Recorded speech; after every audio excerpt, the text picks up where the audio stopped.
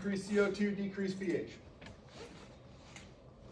Chronic respiratory failure, increased PaCO2, normal pH. Acute on chronic, acidosis, increased CO2, increased bicarb. Just looking at this, what's driving the pH down? CO2. CO2. What kind of acidosis is this? Respiratory acidosis. Okay. We have an elevated bicarb, but we still have a decreased pH, so we are partially compensated. All right. So here's some categories of different disorders that can cause respiratory failure. Okay. So you know what? We're just coming back from lunch. Let's do a quick recap. Okay. So the purpose of today's lecture is to visit things that cause respiratory failure. Okay. So we talked first about type 1 respiratory failure. And what is type 1 respiratory failure? Hypoxia. There it is. Hypoxemic respiratory failure. Okay. Now the term hypoxemic, does that have anything to do with acid-base balance? No. Oxygenation only. Okay. So here you can have a person with a normal acid-base balance, but they are hypoxic. Okay. PO2 less than 60 millimeters of mercury on room air. Okay. Type 2 respiratory failure. Okay, hold on. All of these are the causes of type 1 failure. Yes. Okay? You should know all 5 of these, okay? And you should understand the concept of VQ mismatch. Okay? You should be able to tell me if there's a high or low VQ mismatch. Okay?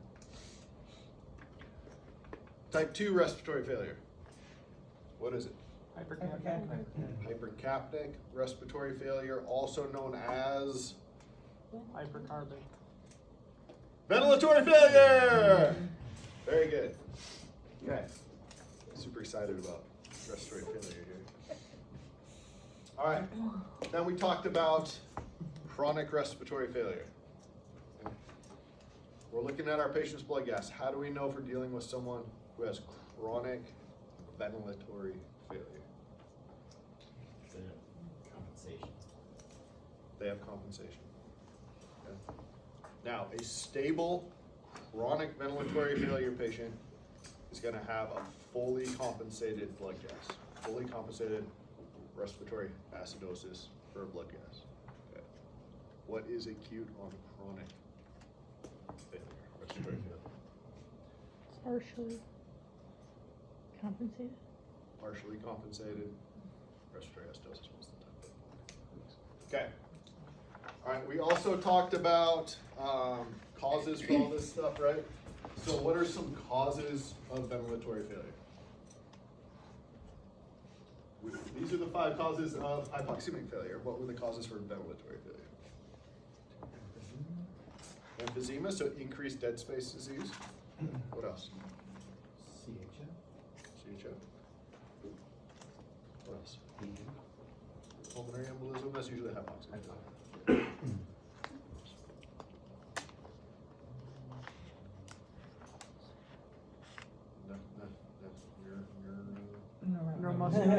Neuromuscular disorders, okay? Whether that be injury or some kind of degenerative condition. Okay. What else? What's killing all our kids? Drug. Drugs, opiates. Okay. All right. So here are some categories of things that can cause respiratory failure. Okay. So parenchymal is the first one. Okay. You can call it parenchymal if you want. I'm pretty sure it's pronounced parenchymal. Cause of failure is within the lungs and or associated with the heart. Okay. Now, a lot of the things that we talked about already fall under this parenchymal category. Okay. We talked about fibrosis and diffusion defects. Okay, I forgot to mention diffusion defects. We talked about diffusion defects. Okay, fibrosis. What about pneumonia? Is that in the lung? Yes. Okay. Pulmonary edema. Okay, These are all things that cause trouble within the lung itself. Okay. Extrapulmonary, outside of the pulmonary system, outside of the lungs. Okay, so this is where you're gonna get your pleural effusions. Okay, they're not in the lung, they're in the pleural space, putting pressure onto the lung. Okay. Rib cage malformations. Okay. I feel like before we talked about scoliosis and kyphoscoliosis. I know in different classes we had. Okay. Now those would be extrapulmonary restrictive disorders. Okay, where the rib cage itself is trapping the lungs. Yes. Would obesity be one of them? Yes, absolutely. Obesity would be extrapulmonary, outside of the pulmonary system. Okay. And then, of course, neuromuscular. That's, I mean, really, it's extrapulmonary, right? Outside the pulmonary system, but it's going to get its own category because it has a number of subcategories and disorders. Okay. Everywhere from injury to degenerative disease is just inherited. Okay, so let's talk a little bit more about parenchymal intrapulmonary, inside the lung. Okay, respiratory failure. Accumulation of secretions, infection. What is that? What's an infection in the lung? Pneumonia. Okay. Pneumonia. Pneumo of air. Okay. Edema or swelling of the mucous membrane. Okay. So here we have fluid getting into the lung material. Okay. Heart failure and inflammation. Okay, inflammation kind of goes with swelling of the mucous membranes as well.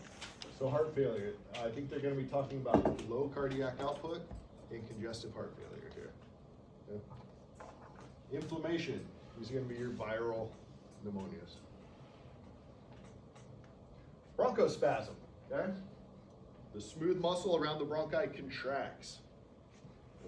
Now, when you think of the larger airways, okay, generation 0 through, what, like 4, what do they have supporting them?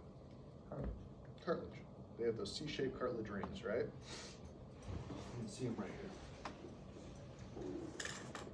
Are these the airways that constrict in an asthma attack, these cartilage rings? No, they're not, okay? If you look closely, look, we have cartilage supporting these large airways, okay? And then we go to smooth muscle.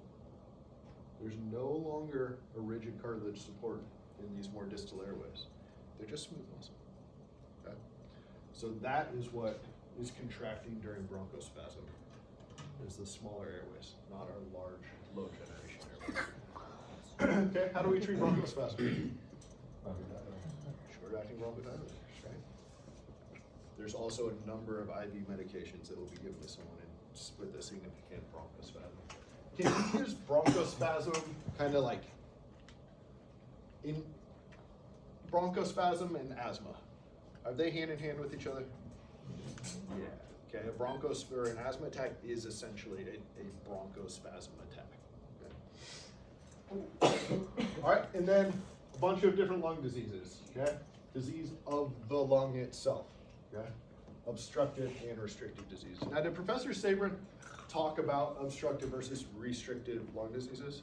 Did you guys learn the CBABES acronym and all that? You did? CBABES? We talked about it, but we didn't go through the acronym. Oh, okay. Next semester, you probably will then, okay. So CBABES is how you remember all your obstructive diseases, and then everything else is a restrictive disease. That's just the trick to remember. Okay, extra pulmonary respiratory failure. Depression of the brain stem cycling mechanism, okay? Outside of the lungs. Right at the top, opiates. Okay. Head injuries, traumatic brain injury, okay? CVA, cerebral vascular accident, is a stroke. Okay. Now there's two different types of strokes. There's a hemorrhagic stroke and a non-hemorrhagic stroke. Okay? They both can certainly mess up your respiratory drive. Brain disease, so lesions. Lesions means anything with abnormal growth. Okay, so you'll often hear like tumors referred to as lesions or lesions referred to as tumors. Okay. We've got our degenerative disorders, ALS. Okay, here's Guillain-Barré, actually spelled out, not just abbreviated. Polio, And then what else could be in here? We had ground to brain, so ascending paralysis. Which one was descending paralysis? MS. Yeah. Myasthenia gravis. Yes. And then injury, CNS injury. It seems like that kind of would have been placed next to head injury there. High spinal cord injury, hemidiaphragm paralysis. Okay? There's two separate nerves that innervate the diaphragm. One controls one side, one controls the other. Okay? If you injure that nerve or the diaphragm itself, you can paralyze half your diaphragm without too much trouble. I went to RT school with a girl that had a paralyzed hemidiaphragm. She was always huffing about it. And then she drowned and died like 2 weeks after RT school. Oh, wow. Pretty messed up. They brought her to the hospital I worked at, but luckily I wasn't working that day. That would really suck. Okay, so I guess we're gonna talk a little bit about obstruction. I swear I do look at these, you guys. Like I do. I'm not completely surprised to see this. I remember it yesterday when I reviewed my PowerPoint. So obstructive disorders, a condition that makes it difficult to get air out of the lungs. This is gonna be the trademark for all obstructive diseases. Air goes in easy enough, does not come out without considerable effort. Okay, you and I, we take a breath, we burn energy, contracting all these muscles, take that breath in. When we exhale, we use almost no energy, okay? The muscles just relax. It's a passive exhalation, okay? People with obstructive disease, they take a breath in, they use energy, they exhale.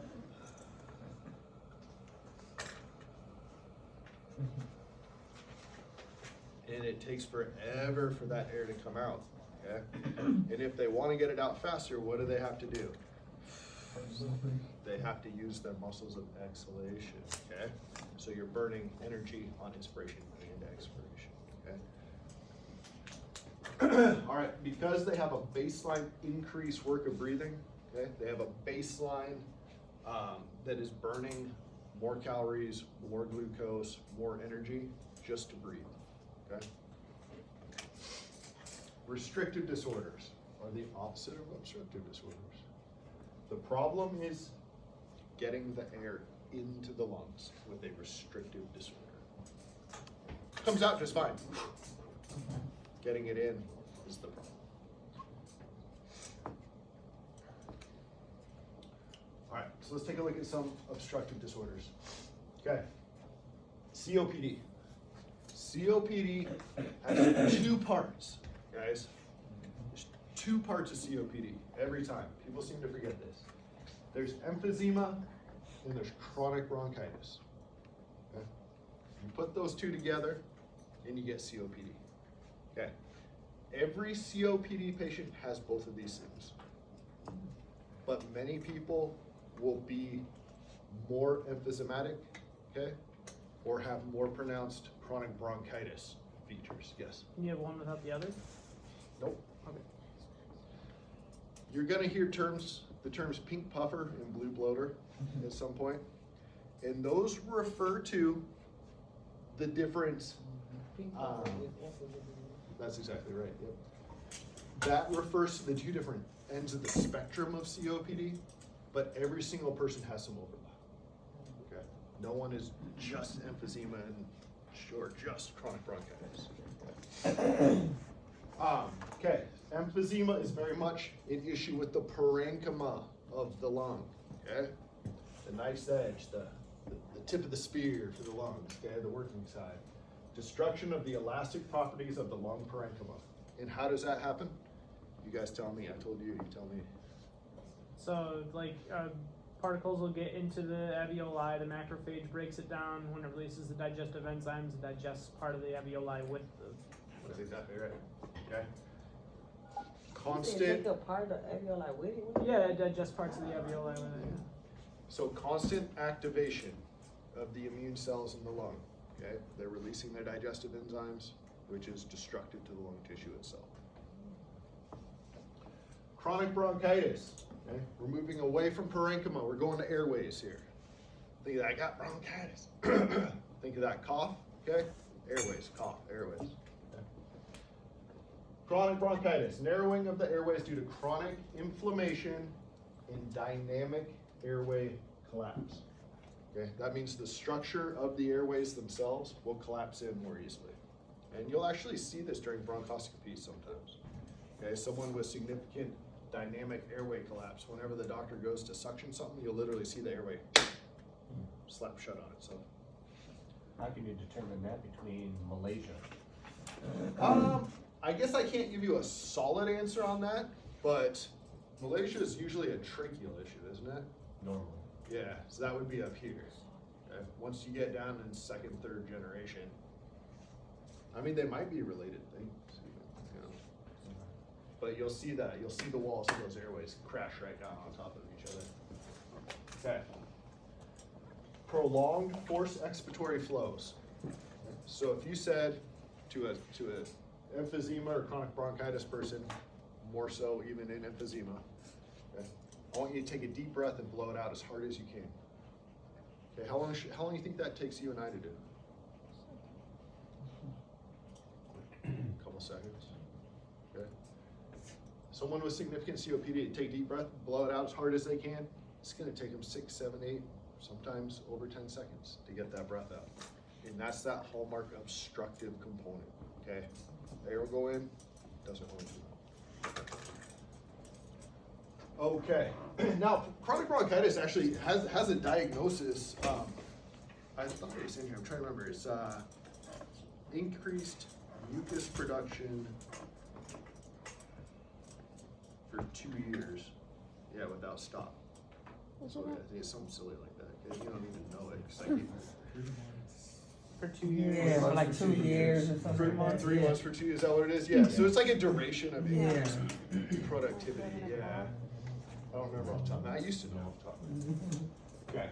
So prolonged force expiratory flow and decreased force expiratory volume. Remember, these people are air traffic.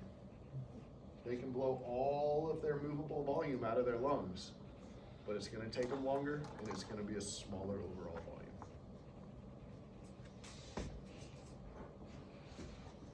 Asthma. Asthma is another obstructive disorder. It's simply inflammation of the airways, okay, causing bronchospasm. The airways become irritated and tighten up on themselves. That's what asthma is, okay? There's a ton of different triggers for it, but the idea that the airways swell up and become difficult to move air through, they have increased airway resistance, okay, is the hallmark of asthma. And again, the air will go in much more easily than it'll come out. Okay? Each breath the person takes in, when they exhale, a little bit's left behind. And every breath they take, a little bit more is left behind. A little bit more is left behind. A little bit more. Until it gets to the point where they were taking 500 milliliter breaths, now they can only take a 300 milliliter breath. Now they can only take a 200 milliliter breath. Okay? And you can see how it gets tighter and tighter and tighter on them. Okay? So these asthma people and COPD people in the ER, when you go to see them, if they aren't in a panic and they're alert and oriented, pursed lip breathing. Okay? You're breathing through pursed lips while I go and get your albuterol or your BiPAP. Okay? You've got to add back pressure to those lungs. So restricted would be like the post-op patient. Potentially. The post-op patient, that isn't a disease. Oh, yeah. It's a risk. So what is the restricted disease? I'm going to tell you. Restriction of ventilatory excursion. The chest won't expand out. Okay? Stiff or non-compliant lungs / chest wall. Okay? What makes for a stiff lung? What do we call that? A stiff lung. Interstitial lung disease? That's definitely a restrictive disease. But what do we call a lung that takes a lot of pressure to inflate? Non-compliant. Yep. Non-compliance. Okay? Or a low compliance lung. Okay? A lung that easily expands is a high compliance lung. Okay, so if you have a normal high compliance lung, and you take a nice deep breath in, okay, and then you relax and exhale, the lung's going to return to its shape. What do we call that? The ability for the lung to return to its shape. The elasticity of the lung. Okay? So someone with COPD, obstructive disease, okay, are they able to expand that lung easily? Yeah, they can get the air in easily, okay? But they've lost the elasticity. The lung will not return to the shape that it should be. Okay? Restrictive disorders are the exact opposite. They have low compliance. It's difficult to expand the lungs to begin with. So yes, fibrosis is absolutely a common restrictive lung disease. Okay? I mentioned earlier scoliosis and kyphosis. Okay, so scoliosis is an S-shaped side-to-side curvature of the spine. Kyphosis is a forward tilt to the spine. You can put both those together and get kyphoscoliosis. Okay. Now you'll look at X-rays of people with significant kyphoscoliosis, and the way that they're bent, these ribs are always trapping the lung. Okay, because they create a much smaller container for that lung to exist in. All right, so you'll look at their X-rays and you're like, man, you know, that left lung is half the size of the right lung. Okay, that side cannot be expanded, so you have a restrictive disease. Okay? Neuromuscular diseases. Okay, the inability to trigger an inspiratory breath, right? That's also considered a restrictive disease.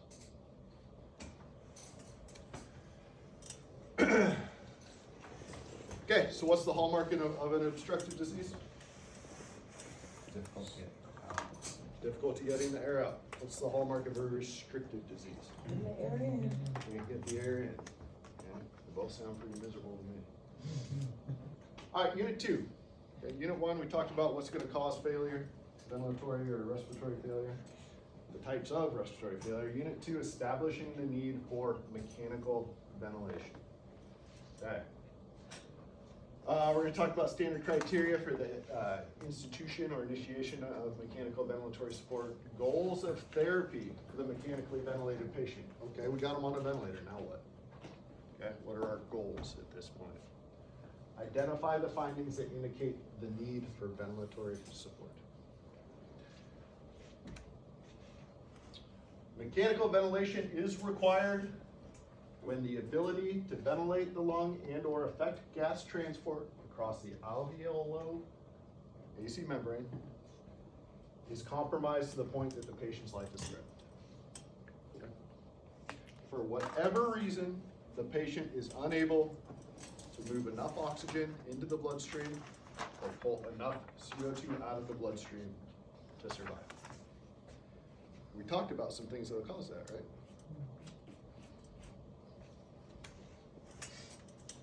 All right, indications. Apnea. You don't live very long if you don't breathe. You got maybe 6 minutes.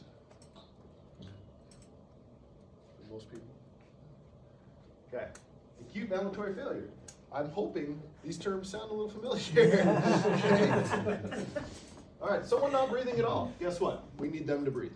Okay? We want this person to live. We need them to breathe to do it. You know, if you keep breathing and you never stop breathing, you'll never die. Doctor pointed out once, he thought he was hilarious. Dr. Hawkins. Hawkins. Tell me about how he poached deer on his ranch in Colorado. I'm like, dude, why are you telling me this? All right, acute ventilatory failure. How do we know our patient's in acute ventilatory failure? I'm gonna kick that horse from one side of the classroom to the other until you guys can just blurt it out at me. pH is 7.25 and falling, CO2 at 15 rising. CO2 is elevated, pH is dropping. Okay. Impending ventilatory failure. What's our impending ventilatory failure patient look like? Increased work of breath. Increased WAB. Increased work of breathing. Okay. So, tachypnea. They're going to be breathing faster. They're going to be breathing deeper. Okay. What about their heart rate? Okay. It's going to be increased. Okay. What about their body position? Are they going to be laying down in bed watching SVU? Could you get them to lay flat? I'm short of holding them down, and then they're definitely just going to punch you, so they can't breathe. Okay. Your impending ventilatory failure patient is not a happy person. They're in a bad place. They're very aware of it. They're relying on you. A severe oxygen deficit. What's the word that should come to mind here? Obviously type 1 respiratory failure, obviously hypoxemia. What about shunt? Okay. Inability to maintain patency or protect one's airway against aspiration. This is a big one. Your patient needs to be able to do this. Okay. Seems pretty straightforward, right? Okay. It's not when certain things are going on. Okay. So your person needs to have some ability to be alert, oriented, and protect their own airway. Okay. Now, often you get these things mixed together. Okay. Your acute opiate overdose, acute ventilatory failure, mixed with the inability to protect one's airway. Okay. I mean, think about it. Just famous people that have died from opiate overdoses and then vomiting and choking on their vomit is huge. For every famous person, there's what, 1 million people that aren't famous? Okay. So, inability to maintain patency, protect your airway is huge, okay? So, what happens if someone comes into the ER? They look fine, except they're not alert and oriented. They have a good saturation. Their acid-base balance on their blood gas is normal. Their PO2 is normal, but they're unconscious. I mean, they're fine, right? They cannot protect that airway. So again, you get put on a ventilator. We'll protect it for them till whatever's going on we get figured out.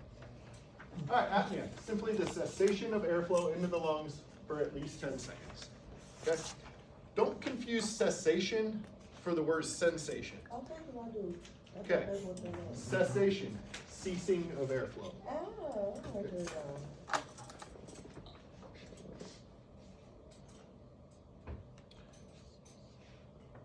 And generally, it's inferred that this is like something the person's not doing on their own. Okay, I can hold my breath for 10 seconds, right? But I'm not having it because I'll be able to take a breath. Okay? So the inability to take a breath.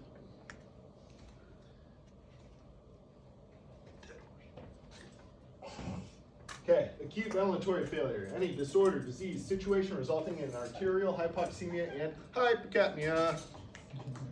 Okay, acidosis with hypercapnia, acute ventilatory failure.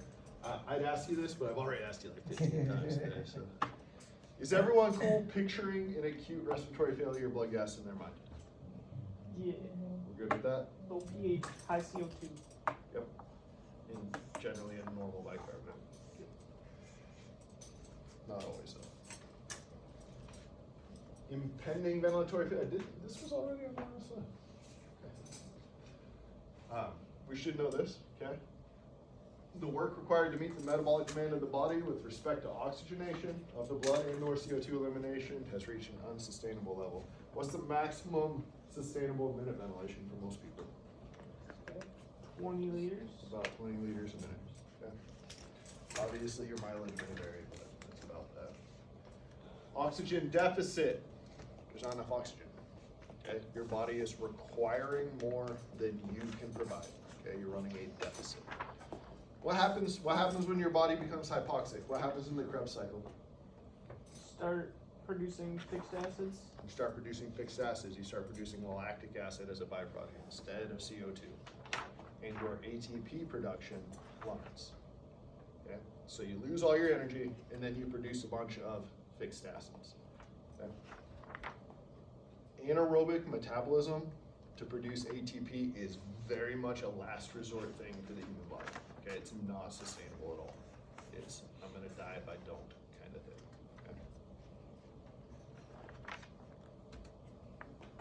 Okay? Refractory hypoxemia. Have we heard this term yet?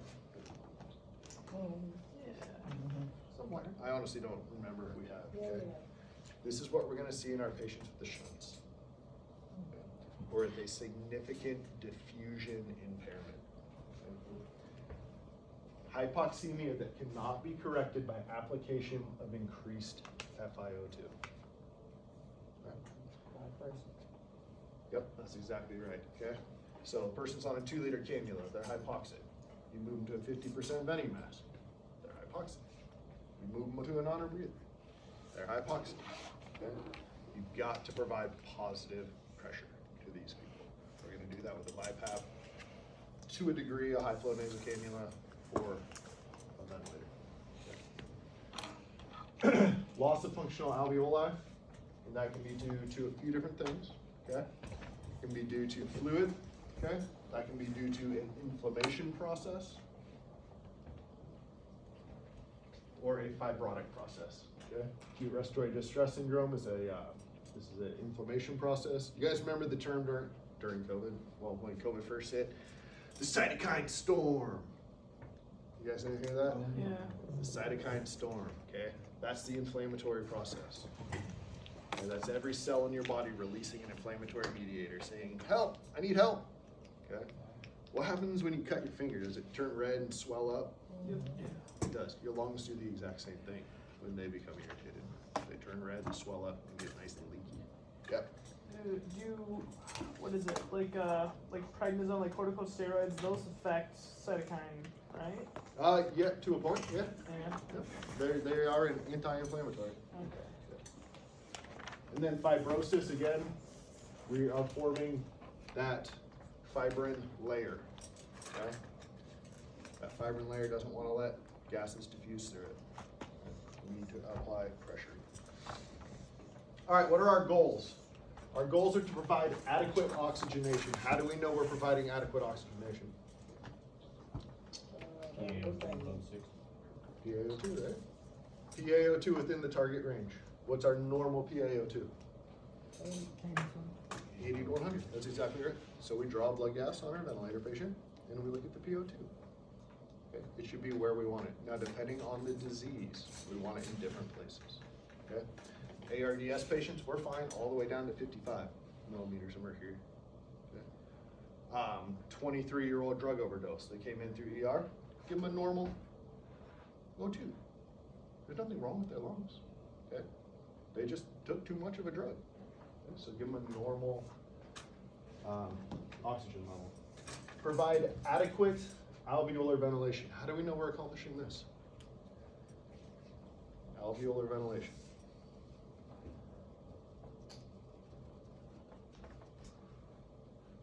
Let me see. What do we think? You all know the answer. You all know the answer to this. Think about minute ventilation. What controls minute ventilation? Or what do we use minute ventilation to control? pH. CO2. Okay. If we're providing adequate alveolar ventilation, we'll have a normal CO2 level. Okay. What if our CO2 level is too high? We're going to provide more alveolar ventilation. CO2 level is too low, we'll provide less. And you're going to learn exactly how to calculate the size volume you need to give the patient, the number of breaths per minute, and the amount of oxygen and P. Protect the patient's airway is definitely a goal of mechanical ventilation. Okay? There will be an endotracheal tube or possibly a tracheostomy in the patient, okay, in the trachea, hence endotracheal tube. Okay? And in that endotracheal tube, you're going to have a built-in safety mechanism, 2 of them actually, to help prevent aspiration, secretions making it down into the lungs. Okay? Professor Saban probably showed you this already, but I'll show it to you.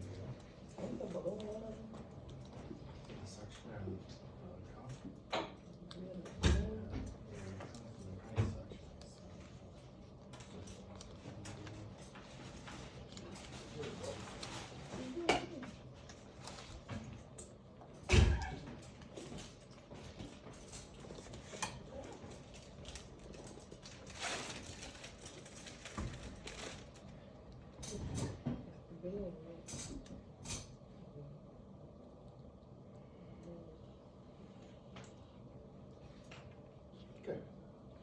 You're going to have a cuff. Okay? This is a high volume, low pressure cuff. Okay? And what that's gonna do is seal inside the trachea. Okay? That's gonna prevent secretions from sliding down the trachea and getting into the lungs. Is that 100%? No. Okay, but it does a decent job. Okay? Now, if you look closely, there's a hole right here. Okay? That hole continues, it's molded right into the plastic. Okay? And it's connected to this guy. This is hooked to suction. What's that?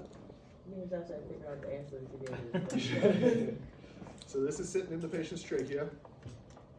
This suction will either be set intermittent at negative 100 millimeters of mercury or continuous suction at 20 millimeters of mercury. Okay?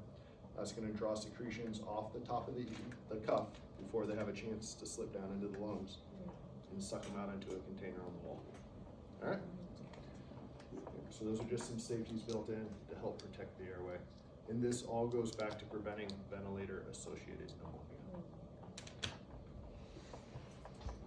All right, we're going to avoid ventilator-induced injury. Okay? If I hook you up to the air compressor out in my garage, can I mess you up? You betcha. If I, does anyone follow Angry Cop on YouTube or watch his videos? He has this like alternate character called Private Potato. He's just like this walking idiot. And anyway, okay. Avoid ventilator-induced injury. Okay, this can come in many forms. Granted, our ventilators aren't your garage air compressor, but they're essentially an air compressor, right? Can I put enough volume or pressure into your chest to pop a lung open? Yeah, you betcha. Okay. Can I cause a horrible pneumonia by introducing bacteria to your airways with my ET tube, especially if you have pirate teeth and I have to pass this through your pirate teeth to get it into your throat? Yeah, okay. Yes, so we have to avoid causing injury to the patient. That's kind of like counterproductive, right? like that's not what we're doing right now. Okay, so we're gonna do this in a number of ways, and you're gonna learn all of them. Okay, there's quite a few. Big ones being we're going to control the size of our tidal volumes. Okay? You and I, we're breathing right now.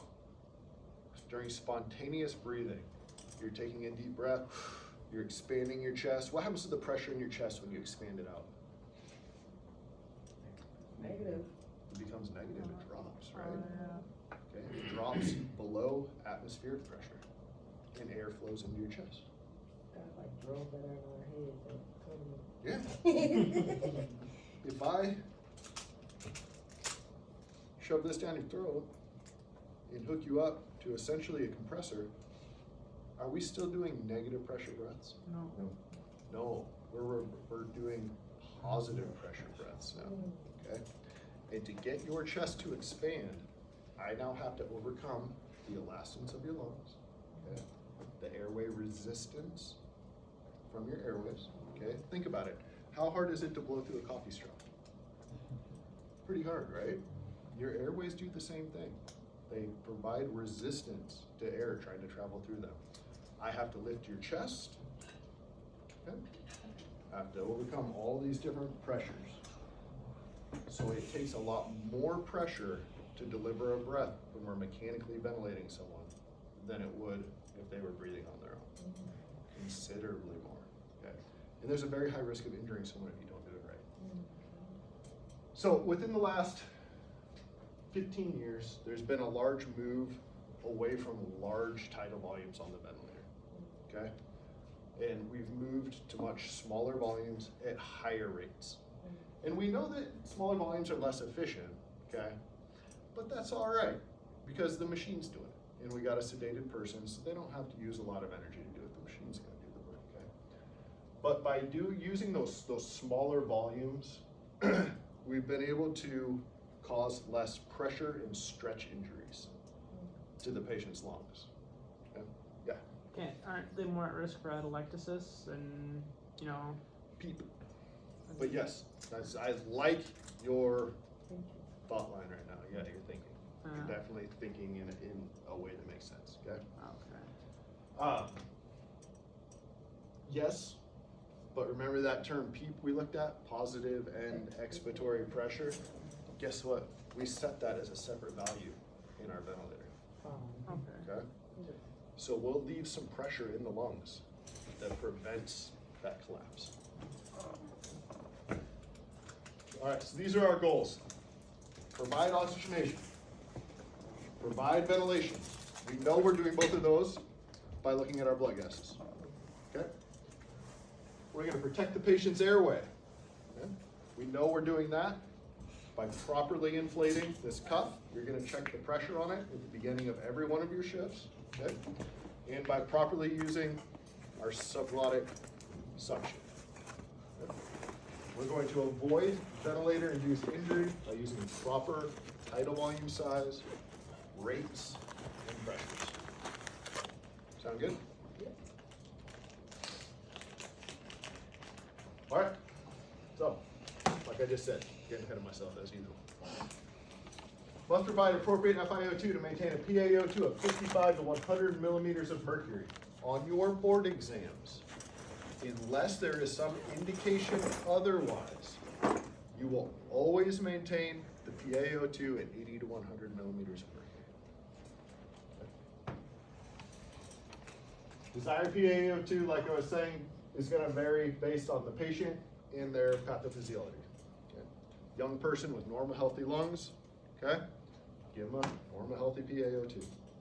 COPD are 88 to 92%.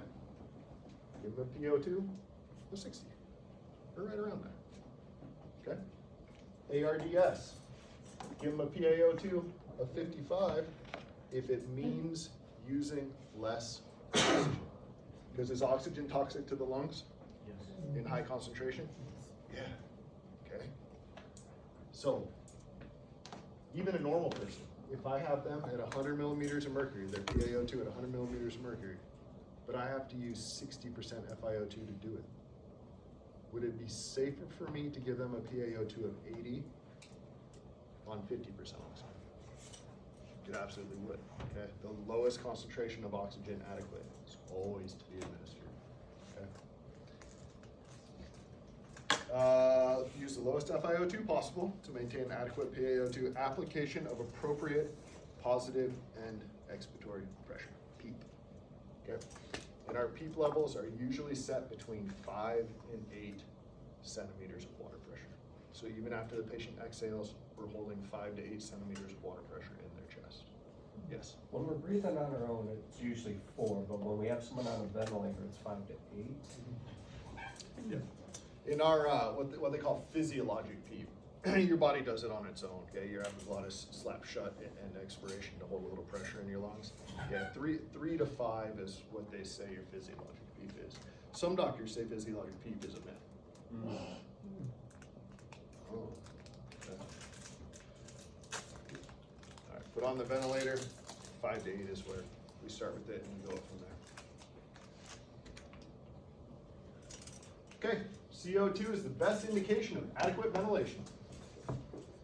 Minute ventilation, liters per minute, is the primary controller of PaCO2. So we know we're providing the proper minute ventilation, and the PaCO2 is normal, and the pH is normal. If my PaCO2 has to be abnormal to give me a proper pH, is that okay? If you're chronically compensated, then that's the only way you can do it. pH above all others, okay?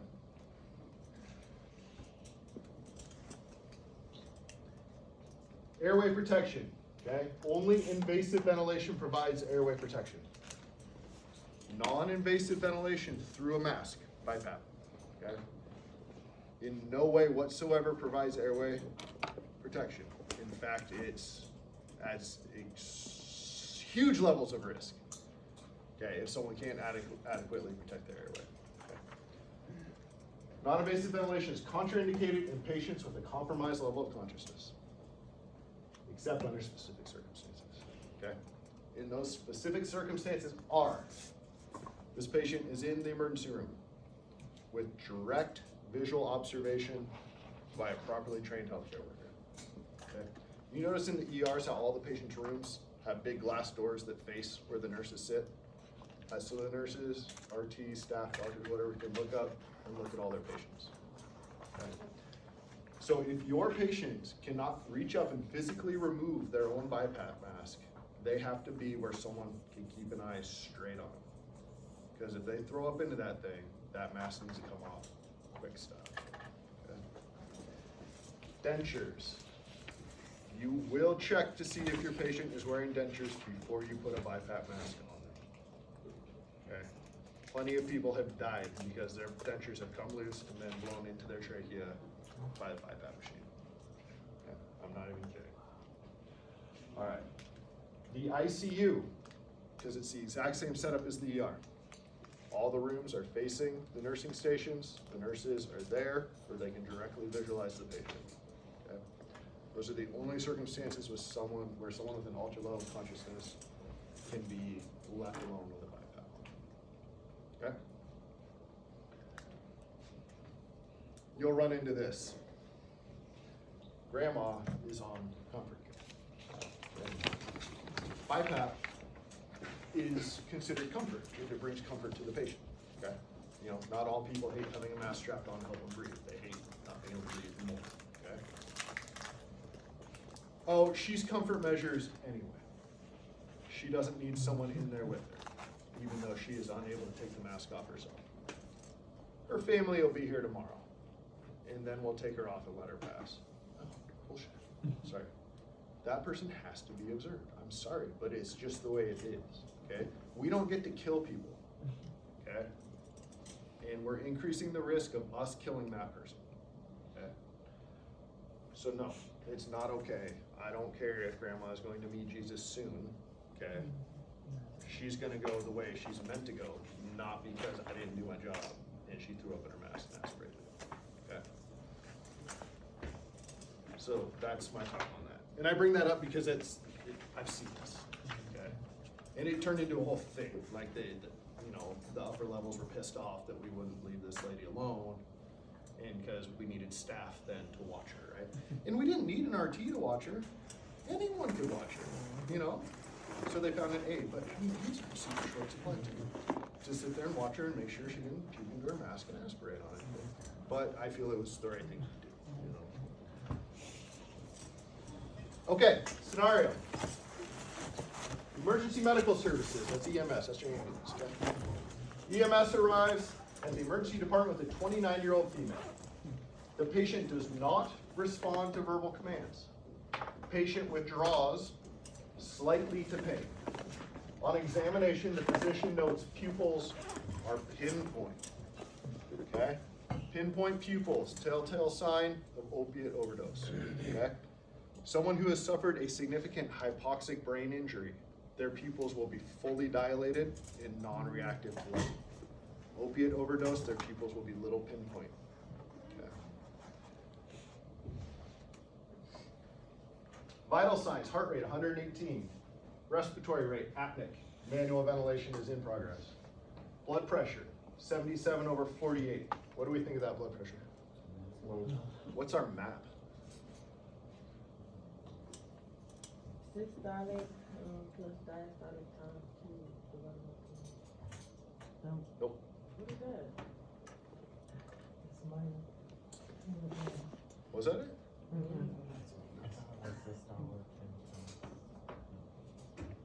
Is it, are you asking for a range? There it is. Times 2. Is that what you said? Okay, I'm sorry. So calculate it then. Hint, hint, you gotta know that for tomorrow. What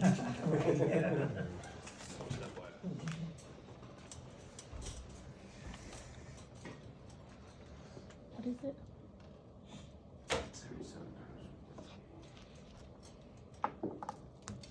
Times 2 divided by 3?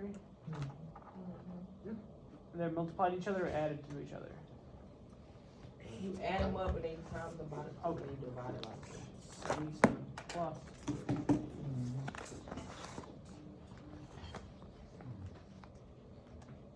83 math. No. No? Wasn't it? 57.6. So did you add them? So 77 plus 48 plus 48 divided by 3. Plus 48 plus 48? Where you get the extra plus? I thought it was Yeah. systolic plus diastolic times it by 2. And divide that number by Wait, 3. what's And then you 48, add 48? It's no different than times 2. That's not what anyone's saying. He just added 48 plus 48 instead of 2 by 2. Oh, well, that works, yeah. It's the same thing. Same thing. Yeah. Yes. 57.666. And you divide the whole thing by 3 Yes. then?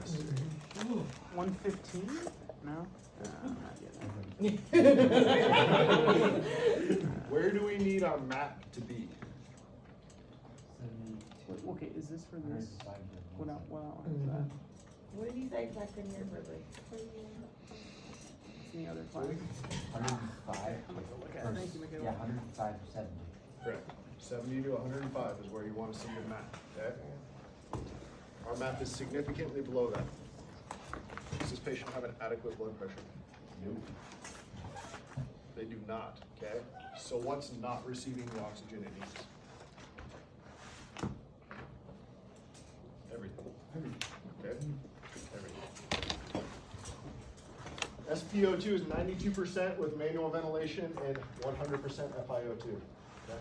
Is a low blood pressure going to cause your oxygen saturation to run low? No. Heck yeah, it is. It's full perfusion. Oh, yeah. Not Didn't moving get through the the lungs. Okay. Does this patient does the patient meet criteria for intubation and mechanical ventilation? Yeah.